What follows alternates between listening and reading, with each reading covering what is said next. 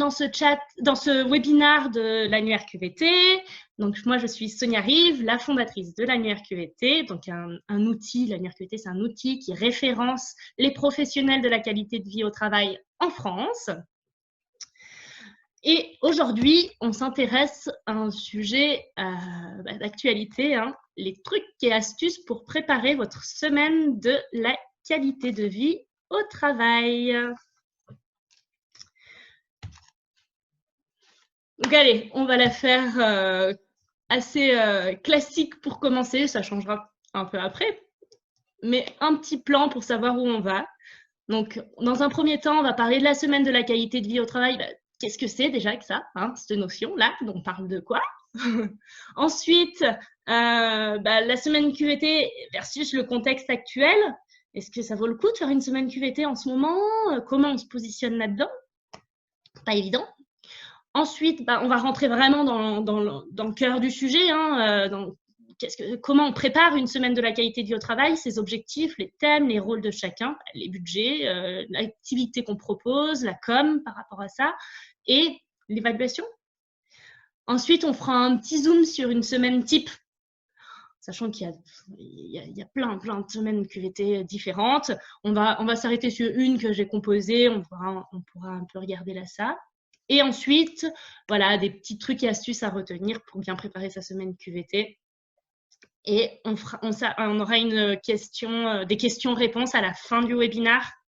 Donc, au fil de la conversation, enfin de la présentation, ce sera pas une conversation, mais une présentation, si vous avez des questions, je vous les laisse les poser dans le chat. Aline s'occupera de les garder de côté et on les ressortira à la fin. Parce que si je m'arrête à chaque fois qu'il y a une question, on ne va pas s'en sortir. Donc, n'hésitez pas, vous les mettez. On a Aline qui est là pour ça. Elle les stocke et on les ressort à la fin. Et à la fin, on se fera une question-réponse grâce au chat. OK? Allez, c'est parti. Mais avant tout, là, je vais avoir besoin de vous. En plus, bon, on est sur la digestion, on va se réveiller un petit peu, être sûr que tout le monde est là. On va commencer par déjà d'où vient cette notion de la qualité de vie au travail, de la semaine de la qualité de vie au travail. Je ne parle pas de la qualité de vie au travail, de la semaine de la qualité de vie au travail. D'où ça vient d'après vous? Attention, petit sondage qui va sortir tout de suite sur vos écrans. Regardez ça, nouvelle technologie de Zoom. Donc, d'où vient la notion de la qualité de vie au travail? Je lance le sondage qui arrive sur vos écrans tout de suite, normalement. Voilà. Réponse 1, d'une initiative étudiant de l'UQAM, donc l'Université de Montréal, en 2008. Réponse 2, il n'y a qu'une réponse possible, hein, d'une entente européenne en 2001. Un ouvrier finlandais qui s'est révolté en 93 ou d'une agence française en 2004. Allons-y, répondez à ce sondage. On va voir un petit peu ce qui va se passer. Je vous rappelle qu'il n'y a qu'une seule réponse possible. Hop. On a encore une partie qui n'a pas répondu au sondage. Ça grimpe, ça grimpe. Ah, il nous manque 5 personnes qui n'ont pas répondu. On attend encore une seconde. Allez, on attend 5 secondes pour récupérer les dernières personnes qui n'ont pas répondu. Bon, j'en ai 3 qui doivent faire peut-être qu'ils ne sont pas devant leur écran, sûrement, je ne sais pas.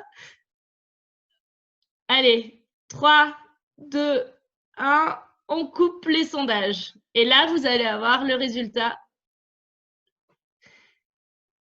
Hop. Partagez les résultats. Vous allez voir ça. Qui a répondu quoi? Alors, est-ce que vous les voyez là? Voilà. Donc, la majorité d'entre vous ont répondu d'une agence française en 2004. Beaucoup ont été quand même ont été sur la réponse numéro 1. Et la réponse est... La majorité d'entre vous avait raison, c'était la réponse 4 d'une agence française en 2004. Et bien sûr, cette agence, c'est l'Agence nationale de l'amélioration des conditions de vie au travail.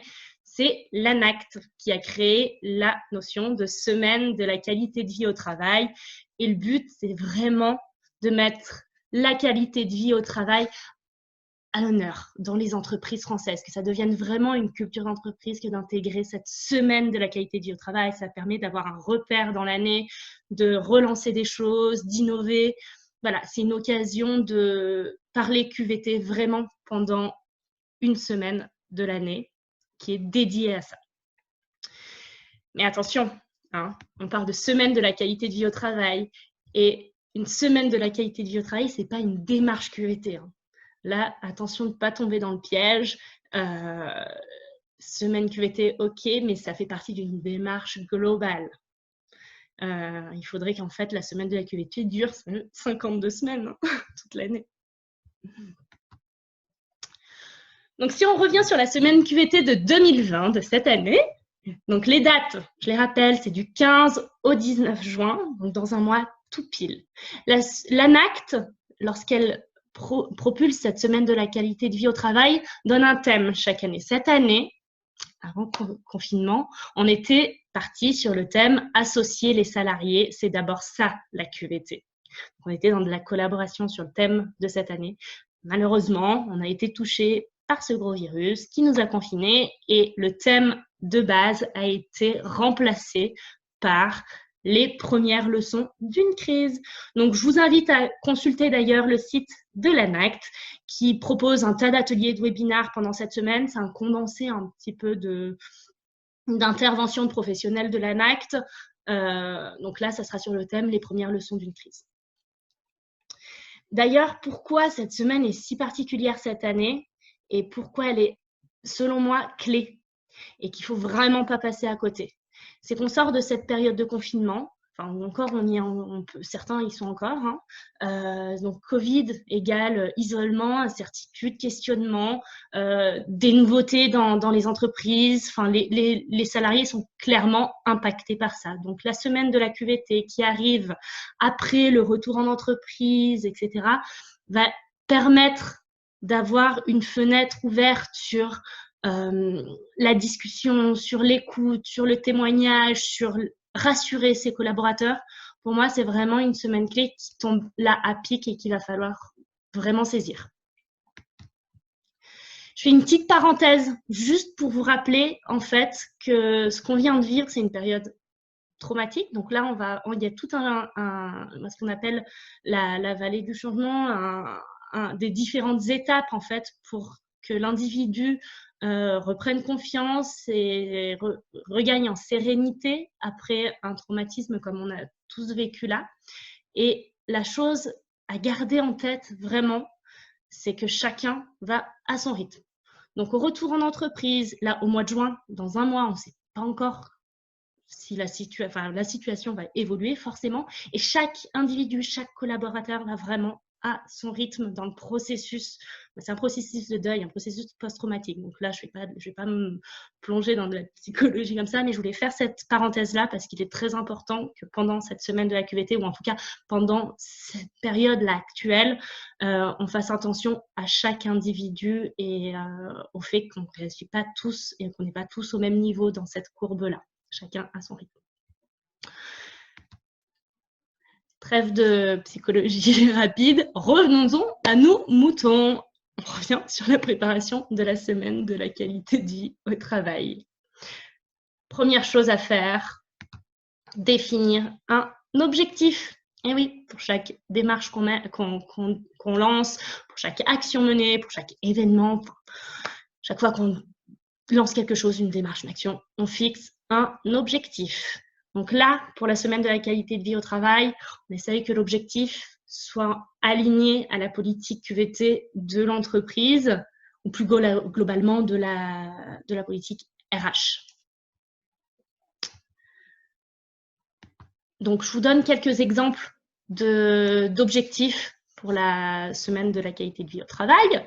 Donc, pour rappel, un objectif est mesurable.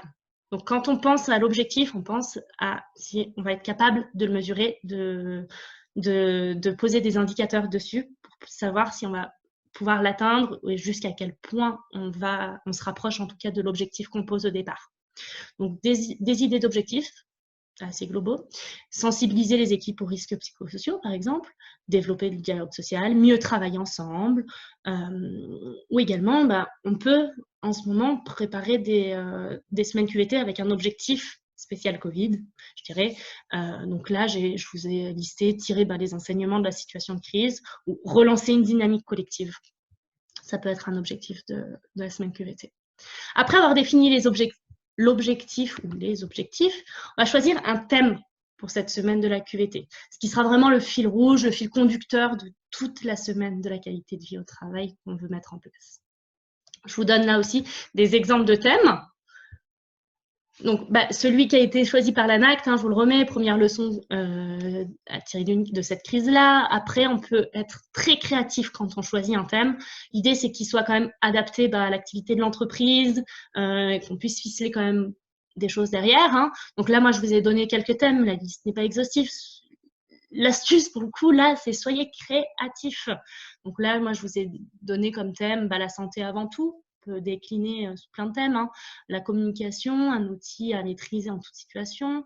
J'ai noté pêle-mêle découverte. C'est assez bien pour pouvoir mettre pas mal de choses. On est vraiment là sur une semaine QVT très découverte. On va essayer de nouvelles choses, tâtonner. On a le thème quand le QVT, quand le T de télétravail devient quand le T de travail devient télétravail. Ou alors, on a tous ces thèmes sur de la projection également. Par exemple, on peut avoir comme thème comme dans 10 ans. Donc, pendant la semaine QVT, on va imaginer que des ateliers, des animations, on va mettre un petit peu tout le monde en scène pour se projeter à dans 10 ans. Comment ça on sera. Ou, par exemple, comme en Finlande, on peut imaginer une semaine QVT sur comment on imagine la QVT en Finlande, qui est un pays qui est assez développé à ce niveau-là. Voilà, donc il y a plein de thèmes qui peuvent venir, certains plus loufoques que d'autres. À vous d'être très créatifs là-dessus. Une fois qu'on a nos objectifs, nos thèmes, on va définir des rôles. Qui fait quoi là-dedans? Donc en général, on a quand même un maître d'orchestre qui fait partie de la direction des RH selon les entreprises. Le chef d'orchestre est un poste différent, mais on a beaucoup la direction, les RH, les médecins aussi du travail qui peuvent lancer ces démarches-là. Office manager, la com interne, les CHO. Alors, je voyais qu'il y avait des futurs CHO en devenir. Fera peut-être son rôle de chef d'orchestre pour la semaine QVT. Donc, le chef d'orchestre vont ensuite pouvoir déléguer et s'appuyer sur des personnes ressources dans l'entreprise. On va avoir effectivement des managers, mais on va avoir une clé très très importante, les collaborateurs que j'appelle les ambassadeurs. Donc souvent un peu leader, c'est des personnes qui vont pouvoir communiquer facilement avec les équipes et valoriser la démarche que vous mettez en place. Et alors là, je vois un second degré de personnes clés à identifier, de collaborateurs clés. Ce sont vos talents cachés. Vous avez dans votre entreprise des personnes qui vont être éventuellement passionnés par le chant, le sport, le dessin. Allez les chercher, posez-leur des questions sur leur passion à vos collaborateurs pour aller trouver ces talents cachés et les valoriser, les mettre en avant pendant la semaine QVT. Ce seront sûrement des personnes clés qui vont pouvoir vous aider et ça vous dégagera en plus du temps et de l'énergie pour déployer votre semaine QVT. Reposez-vous sur ces personnes-là. Hop. Ah oui, on a défini les thèmes, les objectifs, les rôles. Il y a quand même une question de budget dans la semaine QVT. Qu'est-ce qu'on fait? Un sujet qui fâche, surtout en ce moment. Effectivement, il y a une histoire de budget, mais tout est une histoire d'équilibre. L'idée, c'est d'aller chercher toutes les ressources disponibles que vous avez pour créer cette semaine QVT. On a du temps, qui est une richesse, une ressource. On a l'argent qui est une ressource également. On a des personnes disponibles. Donc, l'idée, c'est vraiment de tout équilibrer, de savoir qu'est-ce que vous avez disponible, équilibrer et voir ce que vous avez la capacité de faire à ce moment-là, avec les ressources disponibles. Également, un petit indice, il y a des choses qu'on peut sous-traiter dans l'organisation d'événements, dans l'organisation d'une semaine de la qualité de vie au travail. On a des prestataires qui peuvent sous-traiter et qui vous permet effectivement, oui, c'est de l'argent, mais ça vous dégage, vous, du temps et vous serez peut-être plus efficace pour faire d'autres tâches. Donc, tout est encore une histoire d'équilibre et selon le contexte de l'entreprise, on fait avec ce qu'on a comme ressources disponibles. Il faut savoir qu'une semaine de la qualité de vie au travail peut se faire à moindre coût. Il est possible de trouver des idées vraiment à budget zéro également pour mettre en place des choses. D'ailleurs, je vais un petit peu vous consulter, ça fait un petit moment que je parle toute seule, donc allons-y. Qui aurait des idées à budget zéro à nous donner? On est là aussi pour s'inspirer les uns les autres, se donner un peu des idées, des bonnes pratiques. Moi, j'ai fait une petite liste de mon côté que je vais vous partager après, mais je suis intéressée par savoir soit si vous avez déjà mis en place des choses, soit si vous avez des idées et que vous êtes créatif, allons-y, partageons, on est là pour ça aussi. Inspirons-nous les uns les autres. Donc, à vos claviers, je vais me faire une petite pause du coup et regarder un petit peu le chat et savoir ce que vous me dites pour identifier tout ça. Allons-y.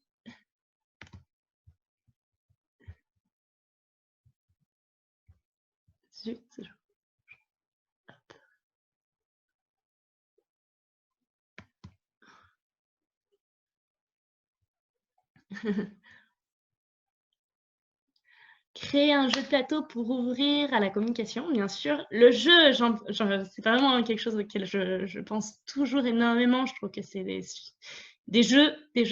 On retombe un peu en enfance. Il y a des choses qui retombent et le jeu est une super méthode pour travailler ensemble. Gaming, ça ressort vraiment, ouais. Chanson pour fédérer les équipes, ouais, très bonne idée, bien sûr. Lancer une semaine QVT et faire appel à des collaborateurs. Partenariat. Organiser des espaces de discussion avant reprise de l'activité normale. Réénergiser, oui, bien sûr. Ah oui, je viens de voir un message de plus haut, un concours d'écriture. C'est un peu court. Non, moi, il y a des choses, ça se fait. Le timing, là, c'est une barrière limitante qu'on se met. C'est largement possible de faire des choses, là, dès maintenant. Des ateliers, ok. Ça va trop vite. Organiser des vies, ma vie. Super. Oh là là, vous me dépouillez toutes mes idées que vous allez vous donner derrière. On va regarder. Ouais, j'adore ces idées. Des vidéos. Pardon, Potager collectif. Ouais, super. Apéro webinaire, ouais, bien sûr. On pense à des budgets zéro qui peuvent être adaptés au contexte actuel, effectivement, les apéros webinaires, sans pousser à la consommation d'alcool trop fort. Ok, super, je vous remercie pour toutes ces idées. J'espère que ça va inspirer certains. Continuez à nourrir cette réflexion si vous voulez, je vous en prie. Je vais relancer parce que y a le timing qui suit. Et je vais vous partager justement ma petite liste d'idées budget zéro. Facile à mettre en place. Alors, impliquez les passionnés de vos collaborateurs passionnés. Clairement, ça, c'est une clé. Si je peux en vous donner une, là, c'en est une. Tous ceux qui sont musiciens, qui aiment la nutrition, des sportifs, on peut les engager et les valoriser justement à travers ces actions-là. Donc, profitez de ça. Et ça permet également d'aller parler des passions de ses collaborateurs. Je trouve ça très intéressant. Partage de bonnes pratiques. Les vies ma vie, c'était ressorti. Fresque d'expression sur un thème donné. Bulle d'échange, on en avait vu des espaces d'échange, c'est passé aussi dans ce que vous dites. Des mots d'encouragement qu'on peut se faire passer les uns les autres. Ça se fait facilement, soit en présentiel, soit même par mail, des petits mots d'encouragement, chacun envoie un petit mot. Des trocs de livres, des challenges sportifs. Et le dernier point, budget zéro, mais qui pour moi est le socle de la QVT, pas que de la semaine QVT, mais de la QVT, c'est la convivialité, l'écoute des autres et surtout soigner le relationnel entre les collaborateurs et avec soi. Ça, c'est budget zéro et ça vaut, je pense, toute la richesse de la qualité de vie au travail. Merci. Donc là, je passe très rapidement là-dessus. C'est le rétro-planning qui est une étape quand même importante dans la préparation de la semaine de la QVT. Mais selon les entreprises, selon les personnes qu'on a en tant que chef d'orchestre, etc., ça va être complètement différent. Mais je le place parce que c'est une étape importante de préparer son rétro-planning. Là, on est à 4 semaines. Ça va aller vite. Donc, les rétro-planning, c'est qu'est-ce qu'on fait à quel moment, validation, et qui fait quoi, à quel moment.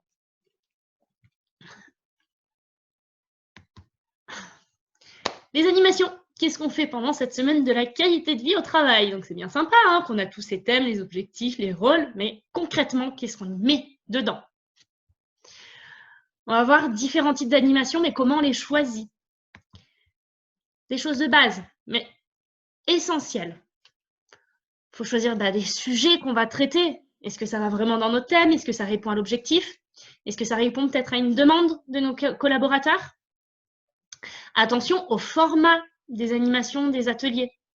Est-ce qu'on fait du digital, du présentiel en ce moment avec le retour au travail au mois de juin? Et voilà, choisir ce qu'on fait vraiment en fonction de notre activité. Le timing des ateliers. Est-ce que c'est du collectif, de l'individuel? Pensez à vos collaborateurs dans les cibles, à ceux qui vont pas forcément... Enfin, l'idée, c'est vraiment, excusez-moi, d'inclure tout le monde. Lorsqu'on propose une semaine de la qualité de vie au travail, vous allez devoir inclure tout le monde. On ne peut pas faire une semaine QVT seulement pour une cible de métier dans l'entreprise. Tout le monde doit être concerné, donc les activités peuvent être adaptées. Si on a des personnes sur le terrain, si on a des personnes dans les bureaux, on va avoir peut-être différents types d'activités, mais l'idée, c'est de ne laisser personne de côté à ce moment-là. Et également, la faisabilité. Clairement, en ce moment, on est régi par certaines normes, on est obligé d'être sûr qu'on va pouvoir faire les activités qu'on veut mettre en place. Si on veut faire un cours de sport, est-ce qu'on a l'espace pour? Est-ce qu'on a le matériel pour? Est-ce qu'on est en capacité vraiment de le mettre en place? Donc, c'est vraiment à réfléchir ça. Là, je vais vous donner maintenant différents types d'ateliers qu'on a, des familles, on va dire, d'ateliers. Donc, on va voir tout ce qui est atelier pratique. Ça, c'est des choses que l'entreprise peut faire en interne hein, avec ses collaborateurs ou bien demander à des prestataires de sous-traiter. Par ailleurs, donc voilà, je regardais le chat en même temps, ça me déconcentre. Donc, on a tous ces ateliers pratiques. Donc, c'est des très courts où là, on va être dans la découverte d'une activité. Donc, les participants vont être acteurs dans l'atelier. Donc, beaucoup d'ateliers qui sont rattachés au sport, à la santé, au bien-être sont des ateliers pratiques assez courts, très faciles. On a tout ce qui est webinar, quand on est sur du 100% digital, où là, on est plus sur, un petit peu comme ici, on est sur de l'information plus descendante et on est dans un traitement un peu plus théorique. On a tout ce qui est workshop, formation, où là, c'est un peu plus costaud au niveau du contenu, plus long, sur des groupes assez petits, avec une très forte interactivité, souvent un formateur qui est là. Tout ça se fait en digital et également en présentiel. Et après, pensez à ce qu'il y a si vous êtes de retour en entreprise et si vous avez des collaborateurs également en entreprise, pensez à l'animation des espaces. Sur le lieu de travail, ça doit être une semaine QVT, c'est une semaine différente. Donc, on doit le ressentir dans l'espace. Donc, moi, j'avais pensé, voilà, peut-être faire des espaces de détente, un bar à jus, une fresque, un petit endroit où il y a de la musique, je ne sais pas. Mais il y a animer les espaces, c'est très important pendant cette semaine-là, si vous êtes, encore une fois, dans les locaux de vos entreprises à ce moment-là. Après, il y a plein de choses à faire, des quiz, des conférences hein, également. Je n'ai pas tout mis, la liste n'est pas exhaustive. Donc, quand on a défini un petit peu tout ce qu'on fait, tous les ateliers qu'on a dans la semaine QVT, il faut bien communiquer, hein, sensibiliser ses collaborateurs. Et ben, je vais pas vous l'apprendre, mais bien sûr qu'on utilise les emailing, l'intranet. Si on a des groupes, des fois WhatsApp avec ses collaborateurs, on envoie des messages dessus pour les sensibiliser. Et j'incite fortement à prévoir une plateforme de réservation pour réserver les ateliers auxquels vos collaborateurs veulent participer. Alors, en général, ça se fait sur une base du volontariat. On ne va pas forcer les collaborateurs à participer à un atelier ou à un autre, en général, mais on les invite fortement à le faire. Certaines entreprises choisissent de limiter à 1 ou 2 ateliers par collaborateur, d'autres non. Ça, c'est vraiment en fonction de la typologie de l'entreprise et de la manière dont elle va développer sa semaine QVT. Bien sûr, si vous êtes au bureau ou dans des espaces d'entreprise, les affichages, machine à café, à l'entrée, affichage physique, ça fonctionne, allez-y. Et la communication avec les managers de proximité et ce que j'appelle les leaders, les ambassadeurs de la semaine QVT que vous allez avoir détectés seront eux aussi des très bons communicants qui vont valoriser justement la démarche. Je reviens sur cette plateforme d'inscription qui est très importante pour moi, c'est qu'on va pouvoir détecter grâce à ça ceux qui ne s'inscrivent pas, les non-inscrits, et voir justement, aller gratter un petit peu ce qui se cache derrière les non-inscrits.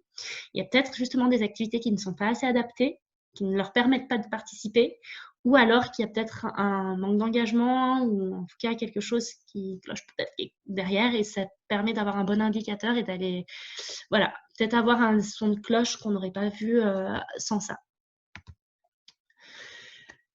Dernière étape de la semaine QVT, hormis la mise en œuvre réelle sur la semaine du 15 au 19 juin, c'est la phase d'évaluation. Hein. On évalue toujours une démarche, une action qu'on met en œuvre. Donc pour ça, prévoir des questionnaires d'évaluation à chaque fin de chaque atelier, ou chaque animation, chaque action qui a été faite, et un questionnaire de satisfaction globale. Si vous avez déjà fait des semaines QVT auparavant ou si on a des archives de questionnaires, bien penser à les regarder avant pour prendre en compte les remarques qui avaient été faites les années passées, peut-être qu'on oublie des fois, et comparer ce qui s'est passé d'une année à l'autre. Et bien sûr, je remettais ce point sur les non-inscrits et les non-participants, à les gratter un petit peu pourquoi. On vient sur une semaine type. Clairement, des semaines de la QVT, il y en a autant que d'entreprises, ou en tout cas que d'équipes de travail en France. Chacun l'a fait à sa manière et c'est vraiment du sur-mesure en général. J'ai jamais vu 2 semaines de la QVT qui étaient similaires d'une entreprise à l'autre parce que toutes sont différentes. Mais là, je vous en mets une semaine type, il pourrait y en avoir des milliers d'autres.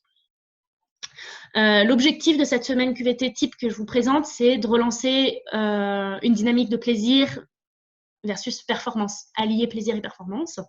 Donc, le thème, c'est du fun au travail et on est sur un petit budget de 1 500 € pour cette semaine QVT qui sera 100% digitale, celle-ci.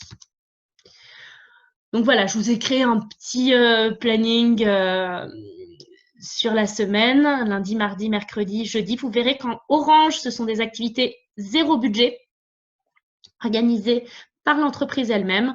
Donc, des cafés avec des blagues, un colore ton espace et un afterwork pour s'échanger des recettes de cocktails. Et le vendredi, un dress code que j'ai appelé Crazy Friday. Voilà. Donc ça, on rappelle que le thème, c'est fun au travail. Et après, il y a plusieurs webinaires, ateliers que j'ai proposés pour pouvoir coller au thème ici. Donc, dans les semaines de la qualité de vie au travail, en général, les ateliers tournent beaucoup autour de ces mots, de ces notions. Donc, la motivation, l'équilibre, la gestion du stress, la déconnexion. Il faut savoir qu'il y a plein de déclinaisons d'ateliers. D'ailleurs, je vous glisse que l'annuaire QVT a 90 membres dedans qui proposent des ateliers. On a plus d'une centaine d'ateliers qui ont été définis et qu'on peut proposer en entreprise, donc qui tournent autour de ces thèmes. Si on doit retenir quelque chose, parce qu'on arrive à la fin du webinaire, j'ai hâte de pouvoir regarder un petit peu toutes vos questions et converser un peu plus avec vous. Mais si on doit retenir quelque chose de la préparation de la semaine QVT, c'est que cette année, c'est une semaine clé par rapport au contexte actuel. Donc, à ne pas rater. Pensez à vos passionnés, ceux qui vont pouvoir vous aider à monter des activités et les valoriser dans l'entreprise.